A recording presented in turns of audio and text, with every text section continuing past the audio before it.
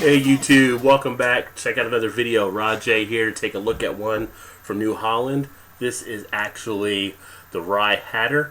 This is their Rye PA. This one actually comes in at a 6.12 ABV, 60 IBU. On the bottle itself, it gives a little bit of information about the beer, including a nice QR code that you can scan in and find out more stats on the beer. But as it mentions on here, rye lends spiciness to the caramel malt base while creating a creamy texture. Dry hopping contributes a fresh citrus finish. Pairings: blue cheese, blackened seafood, herb roasted poultry. So gives you an idea of what to also look to pair it up with. Have not had this one before from New Holland. I do like a lot of their beers.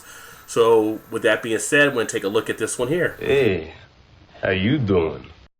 So I already put it into a glass. We can see how it pours out. Nice two-finger head.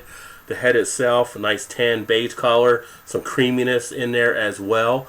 As far as the carbonation, you have to hold it to the light. But when held to the light, you can see some lively carbonation taking place. And it has a nice amber, yellow, gold type color. Pretty much like almost like an after sunset type glow. So a very pretty looking beer.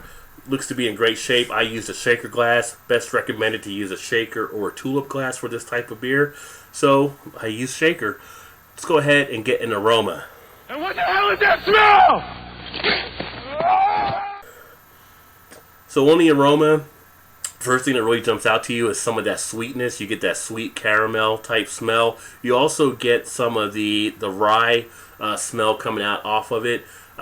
You do get some of the earth and the piney smell on the back end. How about the taste?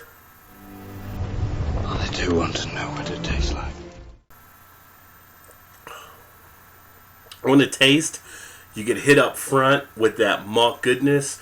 It's a good moderate to heavy flavor of the malt. You also have the sweetness that takes place, but you also get a tinge, again, of some of that hop flavor with them doing a dry hopping process. You do get some of that pine, earthy type taste in the flavor as well.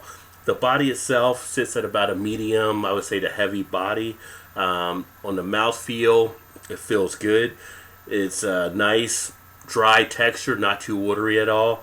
And the carbonation actually plays out pretty soft with this beer. So overall, on the taste and the palate, it really does play out pretty smoothly.